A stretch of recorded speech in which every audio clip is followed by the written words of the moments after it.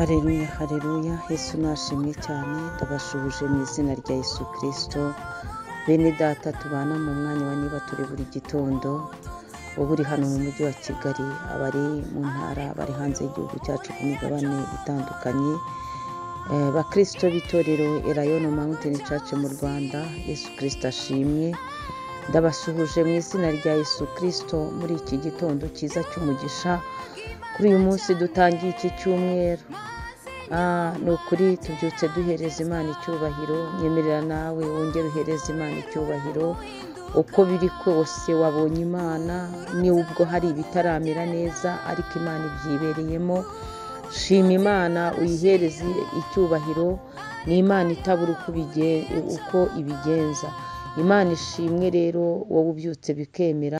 Nyemerera muri iki gitondo wongere uzirikane kugira neza kw'Imana yawe ku buzima bwawe, nurangiza ushima Imana. Imana ishimwe cyane.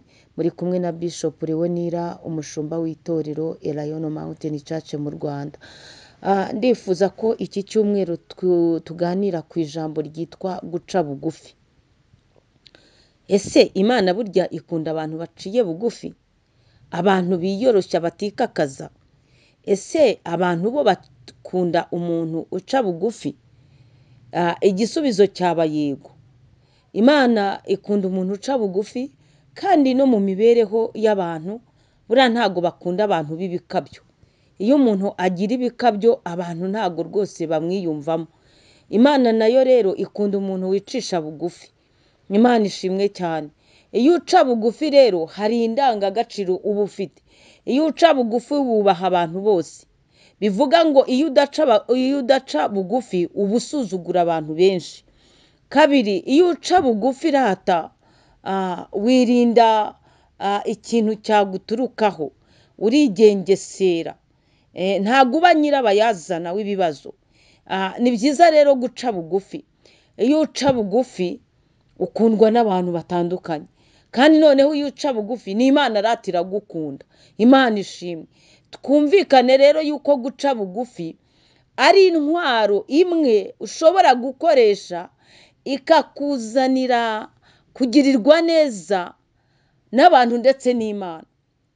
Imana yo yifuza yuko naca bugufi imbere yayo, nawe ugaca bugufi imbere yayo. Hanyuma mu guca bugufi umuntu abasha guhendahenda Imana. Niyo uciye bugufi kandi ubasha kwisubiramo, ukigenzura, ukamenya aho utagenda neza. Ibyo bikorwa n'intwaro yitwa guca bugufi. Iyo umuntu aca bugufi amenya aho yagoramye, amenya aho inzira zigoramye yanyuzemo. Biragusaba rero nawe iki cyumweru tugiye kuganira ku ijambo ryitwa guca bugufi.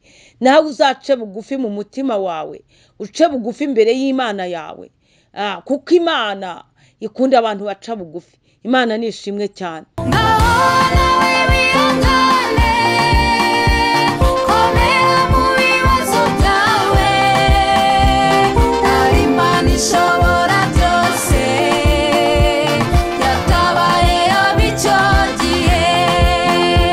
Tudatinze rero reka dusome ijambo ry'Imana.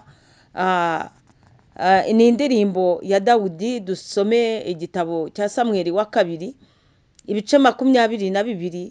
Indirimbo ya Dawidi. Dawidi yaririmbye iyi ndirimbo Imana imaze kumuneshereza intambara zose. Ariho ku murongo wa mbere yatangiye avuga iki gice ngo Dawidi yabwiye Uwiteka amagambo y'iyi ndirimbo umunsi Uwiteka yamukirije amaboko y'abanzi be bose n'aya Sawuli.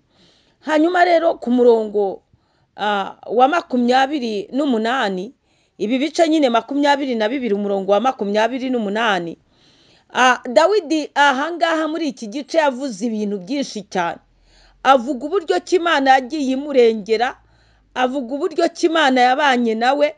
Aravuga, Dawidi abwira Imana, ni ukuri arayiririmbira, avuga uburyo Imana yabanye nawe. Imana nishimwe cyane.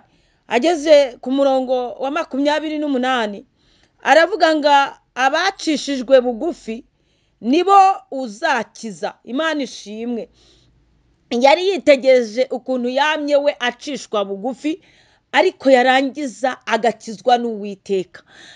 Byihorere nubwo rata bakuminimiza, nubwo bagupfobya, nubwo ucishwa bugufi, ariko Dawidi abivuze neza ngo abacishijwe bugufi nibo uzakiza.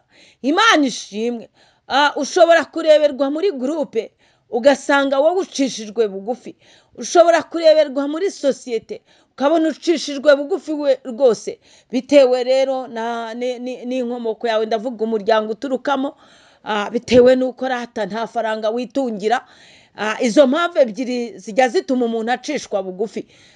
Izo mpamvu z'ubukene zituma nawe ubwawe wumva ucishijwe bugufi mu mutima wawe, bigatuma hari ahantu wumva utakandagira, bigatuma hari ahantu wumva utajya. Ariko Dawidi abivuze neza ngo abacishijwe bugufi nibo uzakiza. Burya abacishwa bugufi nibo Uwiteka yitaho, nibo Uwiteka akiza. Imana ishimwe.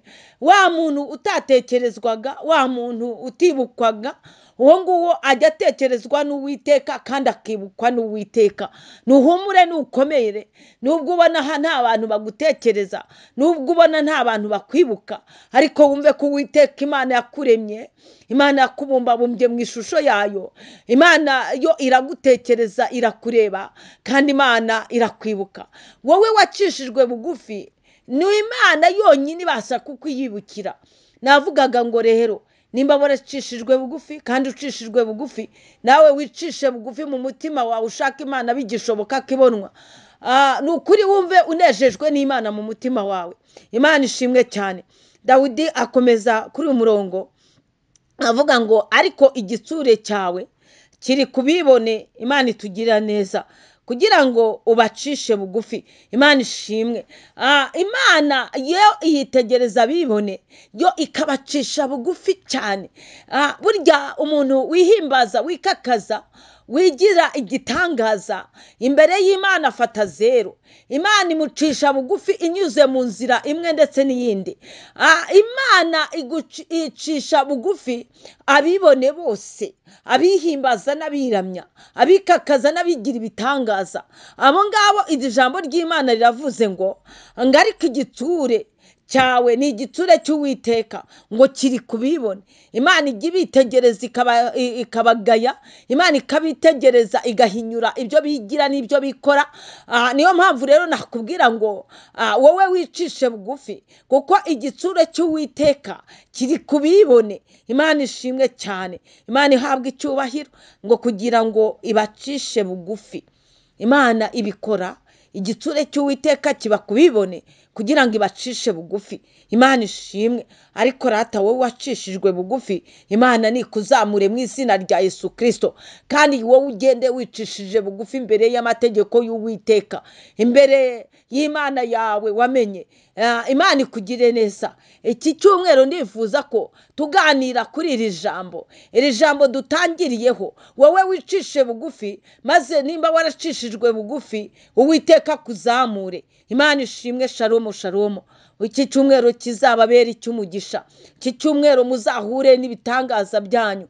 Uko kwicisha bugufi kwawe kuzagukonekite n'umugisha wawe. Imana ishimwe. Imana ihabwe icyubahiro. Shalom shalom. Muhahe muronke mugendane n'Imana. Ndabakunda cyane. Imana ibanezeze.